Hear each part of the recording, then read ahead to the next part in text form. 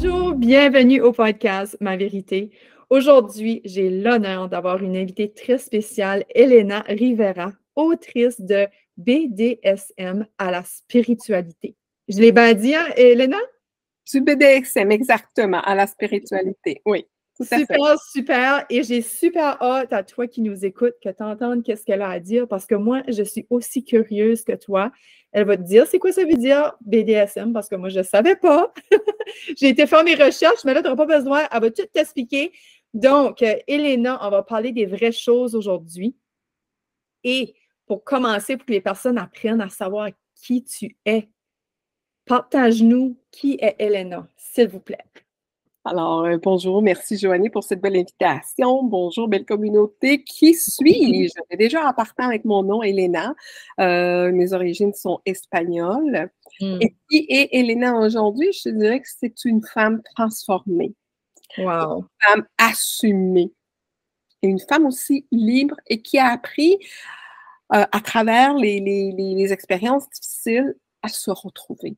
C'est ça que je suis aujourd'hui. Wow! Puis j'ai super hâte de t'entendre parce que j'ai une petite idée qu'est-ce qu'elle va nous partager aujourd'hui. Donc, c'est quoi BDSM, Elena?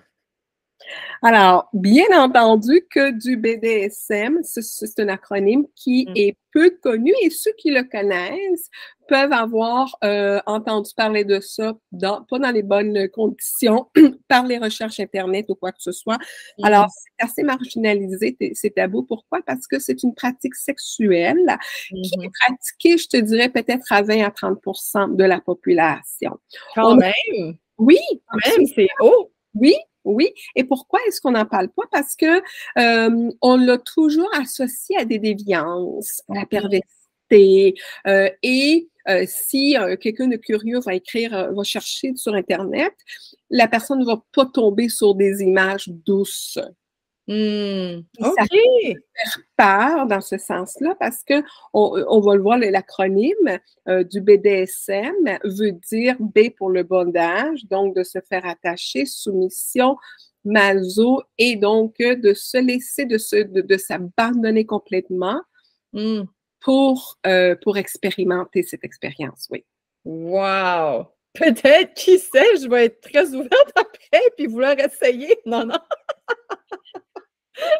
Écoute, les personnes qui ont lu mon livre me disent « Oh wow, mon chakra sacré, travaillé et tout. Parce que il y a 30% de personnes qui le pratiquent, mais à cause de ces associations-là et de ces préjugés-là, on n'en parle pas. Ouais. Qui va dire « Oh, ben j'aime ça me faire attacher, j'aime ça être soumis à mon maître, j'aime ça recevoir la fessée. » C'est quand même intime parce que ce sont des plaisirs qui restent dans la chambre à coucher, mais que entre amis ou quoi que ce soit, ben, ça peut être un échange.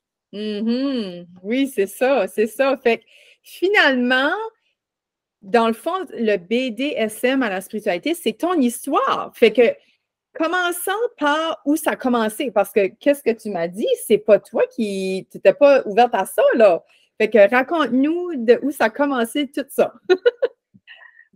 Tout est vibration, hein? Tout est vibration. Puis moi, dans ce moment-là, j'étais séparée du père de mon enfant et je m'étais promise de ne plus retomber en amour.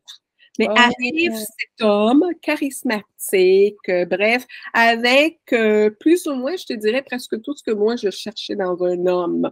Wow, comme si que l'univers a dit non, c'est pas vrai, tu seras tout seul, je t'amène la perfection. Absolument, absolument. Alors, il y avait beaucoup de caractéristiques que je cherchais. Et dès notre premier soir, ben, il me montre un peu ce monde-là que moi, je ne connaissais pas et que je suis tout de suite partie et je dis, mon Dieu, mais qu'est-ce que c'est ça? C'est un pervers, balali, balala. Et que tranquillement, bien entendu, quand tu commences, tu connais la personne, tu te dis, ben écoute, c'est quelqu'un qui est équilibré, j'ai confiance. Alors, tranquillement, parce qu'on aimait beaucoup lire, j'ai appris à travers les histoires, à travers les livres, et avec son amour, ben, et cette confiance, je me suis ouverte tranquillement et à expérimenter. Wow! Fait que là, BDSM, là, on parle-tu de 50 Shades of Grey, là? Absolument, j'étais pour en arriver là. OK, excuse. Oui, Télescope, non, non. oui, oui, exactement. Ce roman-là a, si tu veux, un peu popularisé, mais pas de la bonne façon parce que ça a été très critiqué, ce livre-là. Sache que le BDSM, c'est consensuel. Oui, Alors, c'est ça.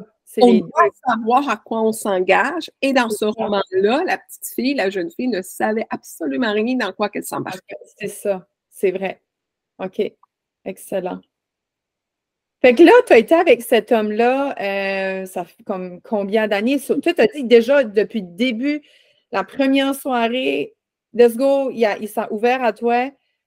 Hey, c'est incroyable, pareil, parce que toi, tu aurais vraiment pu te sauver en courant, là. C'est ce que j'ai fait cassement. C'est ce que j'ai fait cassement. Et puis, parce qu'on s'était rencontrés sur Internet. Mhm. Et il savait que je voulais pas d'engagement, je voulais comme rencontrer quelqu'un et tout ça. Puis lui, il s'est dit, bon, ben, elle est ouverte, elle est peut-être avancée dans, bon, bref, moi, j'ai eu peur. Et puis, c'est que tranquillement, ben, il est revenu, puis il dit, écoute, on va recommencer notre soirée. Puis bon, de fil en aiguille, ben, je suis tombée en amour avec lui et que tranquillement, de le connaître, je me suis dit, ben, écoute, pourquoi est-ce que je m'ouvrirais pas à ce monde-là? Wow! Puis dans le fond, c'était juste ensemble ou que vous étiez Oui, juste vous deux? OK. oui, oui, OK. oui. Moi, au début, quand j'avais été faire ma recherche, j'ai filé que c'était un couple ouvert, là, mais dans le fond, c'est vraiment juste privé entre vous deux, c'est vraiment intime. OK. Dans mon livre, j'explique que le BDSM, c'est un peu comme le fromage. Il y en a qui vont aimer le fromage doux et il y en a d'autres qui vont aimer le fromage bleu. Oh! Tu vois? Alors, c'est de un, selon tes limites, ce que tu aimes, ce que tu es prête à aller. Alors, oui, il y a plusieurs degrés et là-dedans, il y a d'amener d'autres personnes parce qu'ils prennent vraiment comme un jeu. Nous, oui, c'est un jeu, mais un jeu intime entre les deux. Et oui, il y en a qui vont ouvrir, qui vont participer à des soirées dans des donjons avec tout les costumes et tout ça. Parce qu'il y a beaucoup de fétichisme dans le BDSM, le latex, les bottes, les masques, les gants, les fouets. Alors, il y en a qui vont vraiment dans ces soirées-là. Nous, c'était plus dans notre intimité. D'accord, d'accord, d'accord. Puis là, qu'est-ce qui a été l'élément déclencheur qui t'est amené à l'éveil spirituel? Très bonne question parce que je l'ai découvert, si tu veux, au fur et à mesure que j'écrivais mon livre. Ah, wow, OK. Wow, intéressant. Parce que de un, c'est pas moi qui est venu avec le titre du BDSM à la spiritualité. Quand ça m'est arrivé, je me disais, je voulais même pas en parler dans mon livre. Comment veux-tu que je l'écrive en première page? C'est en optant finalement le titre et de me dire comment est-ce que je vais parler de cette pratique-là. De un, pour la démystifier et dire que si c'est pratiqué dans un environnement sécuritaire avec quelqu'un que tu as confiance et tout ça, pourquoi ne pas se laisser aller? Et c'est là où est-ce que en écrivant mon livre, j'ai fait beaucoup de recherches et oui, parfois je reçois des commentaires des personnes qui voient le titre de mon livre et ils disent « Jamais je n'aurais cru voir BDSM et spiritualité dans la même phrase. Alors oui, il y a beaucoup d'études qui se font par rapport à la pratique du BDSM et la spiritualité. Wow. Tu veux dire que les deux, il y a beaucoup de pratiques que les deux s'en rejoignent, tu veux dire? Dans une ligne conductrice, que des gens en partant, quand on pratique le BDSM, il y a une confiance en soi. Alors, je suis quand même alignée par rapport à qui je suis et si je me soumets en tant que soumise, je ne perds pas non plus mon identité. Ouais. Je lâche prise sur tous les jugements. Ouais, j'avoue, hein. Ouais, j'avoue, ouais. Et le BDSM, c'est une pratique qui n'est pas dans le sens physique. Comme on connaît dans les relations, on appelle ça une relation vanille, les relations normales, où est-ce qu'il n'y a pas de BDSM pour faire la différence. Il n'y a pas tout le temps d'échange physique, ça peut être très, très, très télépathique avec l'énergie aussi. Oui, de savoir qu'est-ce que l'autre peut recevoir aujourd'hui comparé à hier, c'est complètement... Vous ne faites pas la même expérience du tout, là. C'est une découverte aussi de ses sens. Une Wow. connexion, je le vois aujourd'hui, une connexion divine avec notre énergie sexuelle. Wow. Puis là, OK, c'est vraiment intéressant, là, comme la manière que tu l'amènes, j'aime ça, c'est vraiment, j'adore. OK. So, là, toi, tu as pratiqué ça, quoi, plusieurs années? Tout le long, oui, tout le long que j'étais avec mon mari. On s'est rencontrés en l'année 2000. Et puis, jusqu'à 2015, où est-ce que il est décédé. Oh, je suis tellement... On faisait du 24/7, ça veut dire à tous les jours, 7 jours sur 7. On était connectés par cette dynamique-là de moi être sa soumise et lui mon maître. Wow! À tous les jours, vous faisiez une expérience? Mais les expériences se font de un quand il y a le temps. Alors, il y a comment je pourrais dire, un autre facteur aussi qu'on peut associer au BDSM et à la spiritualité, c'est le moment présent. Oui, j'avoue. Alors, surtout, si tu as les yeux bandés, maintenant, là, tu es attaché, c'est dans le présent, en ciboulot, là. Comment je pourrais dire, quand on jouait, c'était parce que j'avais un enfant, c'était quand il était chez son père. Alors là, on se retrouvait nous deux en tant qu'amoureux. Là, on pouvait pratiquer. Mais à tous les jours, on était connectés par rapport à il est arrivé quelque chose, ou je t'ai donné un petit défi, puis on était des professionnels, des parents responsables, mais on avait ce lien quand même. Wow! Toujours, comme tu te sentais toujours en connexion avec lui. C'était comme une connexion invisible. Exact. Ah, vraiment? As-tu ressenti ça dès ta première rencontre avec lui? Oui. Wow! Oui. Même à travers Internet ou juste quand tu l'as vu la première fois? Quand je suis arrivée ici à l'âge de 10 ans, parce que je suis née en Amérique du Sud, quand je suis arrivée ici au Québec, ma petite voix, parce que mon intuition était très forte, ma petite voix m'a dit, tu es arrivée au pays où habite l'homme de ta vie. Hein? Wow! Donc, j'ai grandi, j'ai vécu en sachant qu'il y avait quelqu'un qu'un jour je rencontrerais et qui habitait parallèlement à moi, qui vivait ces expériences, et qu'un jour on était pour se voir et on était pour se rencontrer, se reconnaître. Ah! Mais le papa de ton enfant, comme lui, quand tu l'as rencontré, lui, croyais-tu que c'était lui ou tu avais quand même, OK, tu Non, savais? j'ai eu, puis là, c'est comme, oups, c'était parce que je voulais avoir un enfant. Ah, puis tu savais que tu allais l'avoir avec lui. Fait que cet enfant-là est venu.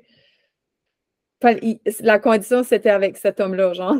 Il fallait Oui, qu'il vienne en vie. oui. OK. Puis là, quand tu as rencontré ton âme sœur, comme en plus, tu t'as dit tantôt, tu voulais plus d'homme de ta vie, là. Tu avais dit, même si tu savais plus profond de toi-même, tu allais avoir quelqu'un, tu le savais-tu quand même? Ou qu'est-ce que. Quand je me suis séparée du père de mon enfant, je m'étais dit, tu apprends et tu dis, là, je veux plus faire de compromis. Si la personne qui va venir, qui est une personne pour moi, elle doit avoir ces caractéristiques-là. Et la caractéristique, à un moment donné, je me suis dit, mon Dieu, c'est un miracle que je vais avoir besoin parce que à ce moment-là, je travaillais le jour, j'étudiais le soir, j'étais très sollicitée, j'avais mon enfant presque à temps plein. Et là, j'avais dit à l'univers, si cette personne existe, mais fais aussi qu'elle soit dans mon voisinage. OK. Et il habitait à quelques pieds de la maison. Oh my God. Puis vous vous êtes rencontrés par Internet. C'est comme drôle. Le jour que j'allais fermer ma fiche. Wow, c'est souvent comme ça. Je l'entends souvent, celle-là. C'est spécial. Ouais. Oh, wow. Puis, fait que là, dans ta bio, tu partages que c'était une mort tragique. Veux-tu n'en parler? C'est une mort tragique dans le sens que non, je ne m'en attendais pas. Hein. C'est quelque chose qui te surprend. Mon mari, aujourd'hui, avec mon évolution, j'ai compris beaucoup de choses. Mon mari s'est enlevé la vie. Alors, à ce moment-là, moi, on vivait tellement une fusion, puis on était tellement amoureux que là, tu te dis, mais mon Dieu, mais qu'est-ce qui est arrivé? On s'aimait. Et il avait déjà fait une tentative avant qu'on se rencontre. Il avait un mal, il avait une blessure qu'il n'avait pas pu su. Et quand moi, je suis arrivée dans sa vie et qu'il m'a parlé de ça, je me suis dit, bon, au moins, il n'a pas de raison ou bref, mais la vie a fait que sa douleur était tellement que pour lui, c'était de se libérer. Oh. Et c'est ce départ qui a fait que moi, tranquillement, j'ai investigué, j'ai lu. Investigué, quand je dis investigué, c'est parce que j'ai lu, j'étais curieuse de savoir, il arrive quoi après la mort? Oh, wow. OK. Puis toi, OK, juste avant de continuer là-dessus, tu as dit que, parce que tantôt, tu as dit qui était Elena. Donc, qu'est-ce que Elena faisait? Comme parce que j'ai cru entendre que tu étudiais, tu avais ton enfant en même temps, tu étais aux études. Donc, qu'est-ce que Elena fait comme carrière?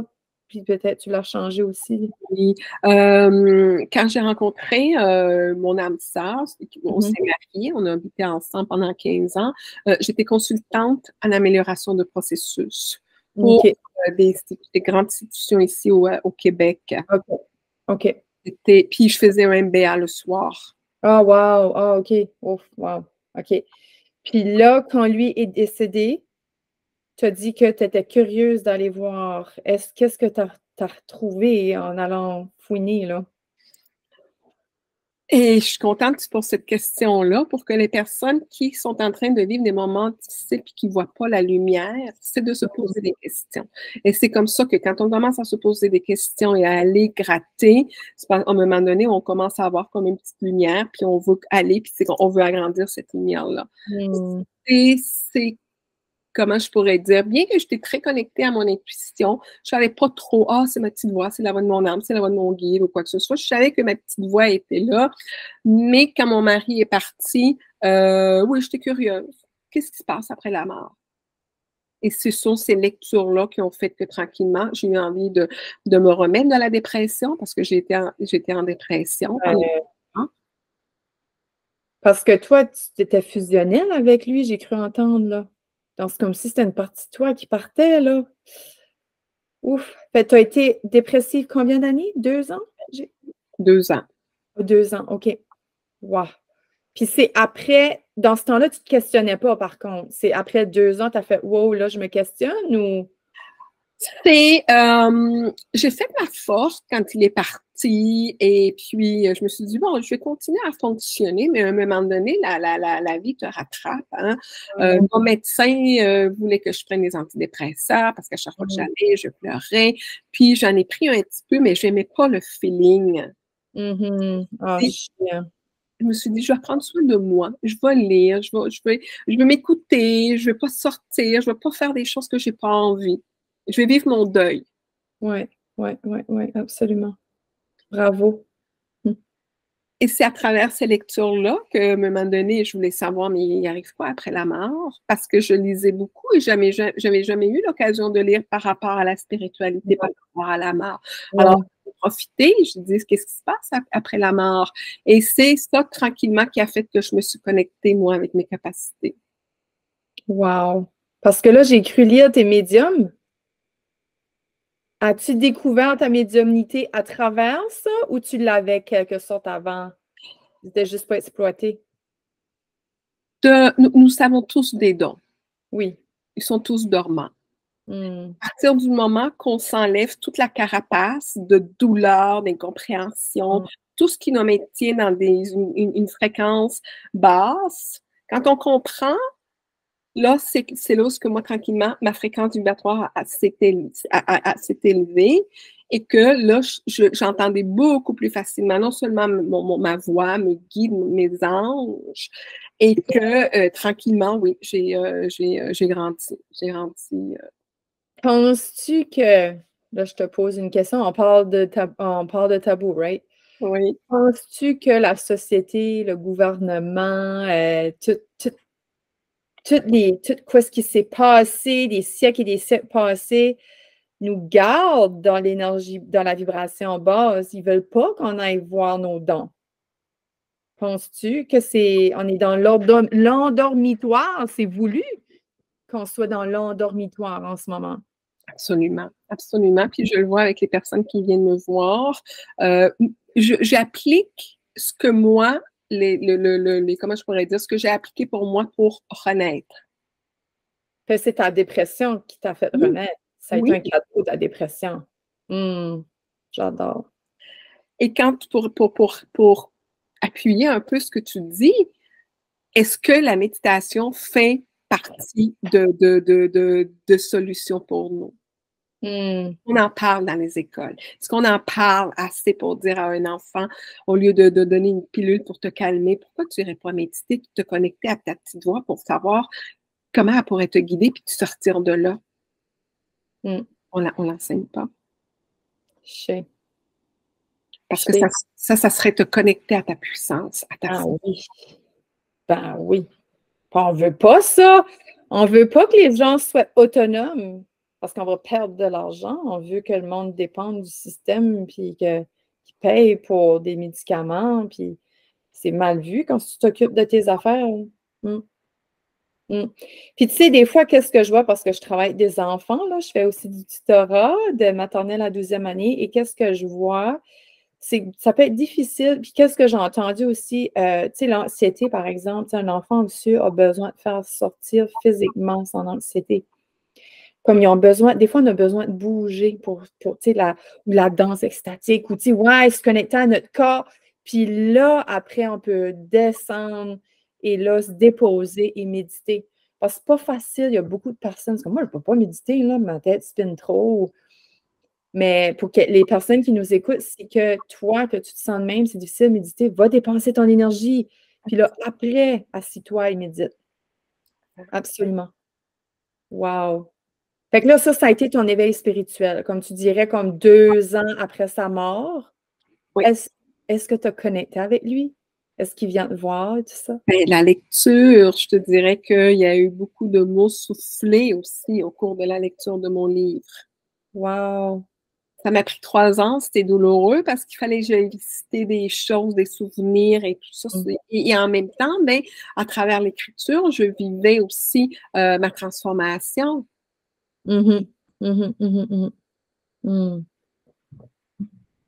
Incroyable. Oh, que c'est beau. Aujourd'hui, au niveau de ta sexualité, tu pourrais-tu dire que tu as besoin encore du BDSM ou là, tu le fais autrement? Ça, c'est une bonne question parce que le BDSM, c'est une pratique. Hein? C'est quelque chose que tu peux apporter dans ton intimité ou que tu n'apportes pas. Et tantôt, oui, c'est mon mari qui m'a initié. Comment on est initié si on rencontre quelqu'un qui l'a déjà pratiqué et qui a envie de partager ça avec l'autre personne? C'est ça. Alors, pour moi, c'est quelque chose qui a été unique dans cette relation-là. Ça ne veut pas dire que si une personne vient ou quoi que ce soit, que je vais le pratiquer, que je vais vouloir vivre cette même expérience. Peut-être pas. C'est ça. C'est ça, c'est comme avoir un plaisir sexuel quelconque. Bah, écoute, si ça donne, ça donne. Ça donne pas, ça donne pas. C'est comme si c'était unique à vivre avec cette personne-là. Pour l'instant, pour moi, c'est comme ça parce que, bien entendu, hein, je reçois des messages sur Messenger pour me demander on s'attend-tu qu'on se fasse une soirée BDSM? Alors, moi, non, je ne l'ai jamais pratiqué dans ce sens-là. C'est un échange avec l'amour, la confiance, de vouloir aller, de vouloir parce que c'est tellement un abandon. Moi, puis j'en parle aussi dans le livre, c'est qu'il faut vraiment qu'on connaisse bien cette personne-là parce qu'on est abandonné complètement, là. On est vulnérable. Oui, c'est ça. Tu trouves vraiment la vulnérabilité. Fait que, est-ce que ça t'a permis après d'être, comment je dirais, Parce que la vulnérabilité, l'impuissance puis l'insécurité sont trois sentiments qui nous bousculent le plus, qui nous bolloxent. Je ne sais pas si tu comprends le mot bollox. Oui, Ouais. oui. Donc, est-ce que ça t'a permis de t'ouvrir davantage à ta vulnérabilité en dehors de la sexualité, comme de plus avoir honte de te montrer vulnérable ou ça t'a resté quand même à la même place? Je te disais que l'écriture de mon livre m'a fait comprendre ce lien-là parce que moi, au début, je ne le connais. Moi, je me disais, ah, OK, c'est bon, je suis partie du BDSM à la spiritualité. Mais c'était pas ça, c'était beaucoup plus profond que ça. C'était pas que, oh, j'ai vécu le BDSM, puis là, je suis rendue spirituelle. Non, non, c'est parce qu'il y a des rituels dans le BDSM qu'on pratique aussi dans la spiritualité. Hein? Peux-tu comme donner un exemple ou comme... Je vais te dire un, il y en a plusieurs, mais un qui est important, puis et que ça reste, c'est le moment présent. Oui. Alors, quand si je ne pratique pas le BDSM, mais que j'ai une relation intime avec mon mari, mon conjoint, ma conjointe, ben, d'être là et pas en train de faire la liste d'épicerie. Oui, dans ta tête, là. C'est ça. C'est vraiment descendre dans ton cœur puis dans ton corps. Ouais. Pour pratiquer le BDSM, ben, tu peux pas être ailleurs en train de faire le ménage, de dire, oh oui, il faut que je fasse. Non, non, tu es là, présente, tu es vulnérable, tu lâches prise. Fait que ça te permettait-tu de mieux lâcher prise à l'extérieur de ta sexualité après ça? Oui. C'est certain que ça renforce ton estime de soi, ta confiance. Et sache aussi que dans ce 32% de personnes qui le pratiquent, la plupart, la majorité sont des personnes qui ont des postes d'influence. Ah, vrai, hein? Ouais. C'est des personnes qui sont vraiment soumises dans cette relation-là, ouais. Ouais. C'est deux antipodes, hein? C'est deux polarités, hein? C'est comme si que ben, tout est polarité. Et si tu n'es pas au milieu, tu es soit d'un bord ou de l'autre, puis tu as comme tout le temps besoin des deux. Tu sais, on a besoin des deux finalement. Tu sais, c'est comme le blanc et le noir, la noirceur et la lumière. Le yin et le yang, absolument. Le yin et le yang, comme wow! J'ai des frissons, là, comme je suis comme. Moi aussi, c'est un bouf. Ouais, Ouais, j'adore, j'adore. Puis, OK, so, comme là, si on revient à ta spiritualité, fait là, Elena, elle travaille plus comme consultante, là, je sais plus c'était quoi, là, ton métier. Consultante à l'amélioration de processus. C'est ça, c'est out, ça, là, c'est trop dans la 3D, là. Ben, écoute, avec mon mari, quand on s'est rencontrés, lui, il était entrepreneur et moi, j'étais à la fin de ma vie dans le privé. D'accord. Alors, ensemble, les deux, en 2004, on a créé un site de rencontres. Ah, wow! OK. Quel? C'est terminé parce que moi, je l'ai fermé. Ça OK. s'appelait J'assume. Je l'ai fermé parce que la vie me disait, c'est fini, tu n'es plus là. C'est ça. Quand il est parti, moi, je me disais, OK, je vais continuer sur pas ce métier, mais cette plateforme-là qu'on avait créé les deux. Mais j'ai fait des mauvaises décisions, j'ai perdu beaucoup d'argent, mais ça, c'était des signes de la vie pour me dire, lâche, t'es ailleurs, là, t'es demandé ailleurs. Ouais. Et c'est là, ce ailleurs-là, que j'ai commencé à me former en soins énergétiques, en médiumnité, voilà. Oh, super, super. Puis, OK. Attends, hey, là, j'avais une question. Elle s'est envolée. Merde. Oh, excuse. Les personnes me connaissent, des fois, je lâche des sacs. Ça, j'aime pas ça. C'est ça, j'étais de profession, oui, on parlait de la profession, puis oui. Ce que tu es rendu. Fait que là, ce site-là, il a duré combien d'années? 18 ans. Oh, quand même! Fait qu'il a duré, tu l'as formé il n'y a pas longtemps, là? L'année dernière. Oh! Hey, ça a dû être un. André, je ressens pour toi comme un gros relâchement, là, une grosse libération, là. Oui. Ouais. Oh, Wow. oui. Puis, qu'est-ce que ça m'a amené par rapport à BDSM, à la spiritualité? Te dirais-tu que si tu n'avais pas vécu le BDSM, que tu ne serais pas autant connecté aujourd'hui? Ou c'est vraiment ça? Parce que c'est sûr qu'il y a eu le décès là, de ton conjoint, hein? Mais penses-tu que BDSM a été comme la porte vers la spiritualité? Parce que moi, la façon dont tu m'en parles, ça ouvre vraiment une grande porte de ce côté-là que j'aurais jamais pu voir avant si tu m'en avais pas parlé, là. En fait, et je ne suis pas une experte de tantra, mais je sais qu'il y a aussi cet échange d'énergie. Alors, contrairement au BDSM, où est-ce qu'il y a des pratiques peut-être un peu plus, il y a peut-être aussi quelque chose à aller voir avec le tantra. Comme je te disais aujourd'hui, je comprends avec le recul que je peux voir ce que j'ai vécu, pourquoi je l'ai vécu et les raisons. Mhm. Alors, en étant âme sœur, mon mari, c'était comme nous avions décidé de vivre cette relation au maximum parce que son départ, il savait, lui, depuis qu'il était jeune, qu'il devait partir avant moi. Oh. Comment, on ne sait pas, mais il le savait. Hum. Son départ était pour m'aider à moi à me reconnecter à mon essence. Hmm. Wow. À travers la pratique du BDSM. Ah, wow, OK, OK, OK. Parce que lui, c'est comme si qu'il connaissait son destin, il connaissait quasiment sa date de fin, lui-là, là. Oh, il me l'a dit, aujourd'hui, je réalise que mon Mm. mari était, sans le savoir, très spirituel, beaucoup plus spirituel. Sans le savoir, c'était quelqu'un qui aimait beaucoup lire, il était beaucoup dans l'introspection, méditer sans le savoir. Bref, je comprends aujourd'hui cet accord que nous avions, que son départ était pour m'aider à moi. Donc, de ce drame, aujourd'hui, ben, j'ai mon histoire et de dire, il y a, comme dirait Cohen, hein, la lumière à travers cette craque ouais, dans l'obscurité. Wow, c'est beau. Fait que toi, dans le fond, tu vois la gratitude à travers son départ. Tu es capable de voir le bon côté aussi. Oui, oui, oui. Oui, et sachant que aujourd'hui, nous sommes de passage. Mm. Mm.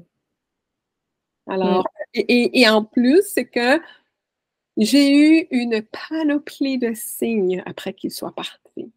Ouais, hein? Et c'est ça aussi qui a fait que je me disais, non, là, ça se peut pas, là, non, attends, là, c'est comme, attends, qu'est-ce qui se passe? C'est ça qui a fait que j'ai commencé à lire et à dire, donc, je suis la seule qui vit ça. Non, non, il y a des signes. Ah, mais c'est quoi ça? C'est des synchronicités, puis ça arrive quand? Bon, mais voilà. Et là, j'étais embarquée dans cette route-là de découverte. Wow. C'est comme un bless in the sky. C'est comme si que c'est ton petit compagnon, là, tu sais, ton petit ange qui te suit pour te développer encore plus spirituellement. C'est comme beau. C'est comme si ton histoire d'amour continue. Oh. Parce que j'imagine, là, tu n'as personne pour vrai dans ta vie, là, hein? Ouais, c'est ça, je pense. Non, puis c'est pas, comment je pourrais dire? Parce que bien entendu, je devais guérir de cette tragédie-là, tu vois? Puis aujourd'hui, pourquoi je n'ai personne? Parce que ben, je suis en train de me reconstruire en tant que femme, de reconstruire mon entreprise parce que je ne suis plus, j'ai fermé ça. Alors, et de me découvrir. Alors, je n'ai pas. Est-ce que ça va venir après? Peut-être, on ne sait pas. Mais pour le moment, mon temps est comme comblé. Oui, c'est ça. C'est Ouais. ça. Bravo pour cette matriarche-là, là. Oh, j'aime ça! Cette femme en toi-là, autonome, responsable, indépendante, dans sa puissance, dans son pouvoir personnel. Moi, c'est même que je te vois, Elena. Bravo pour ce beau parcours-là. Puis tu es vraiment inspirante. Comme j'ai vraiment aimé ton partage. C'est vraiment intéressant. Qu'est-ce que tu partages?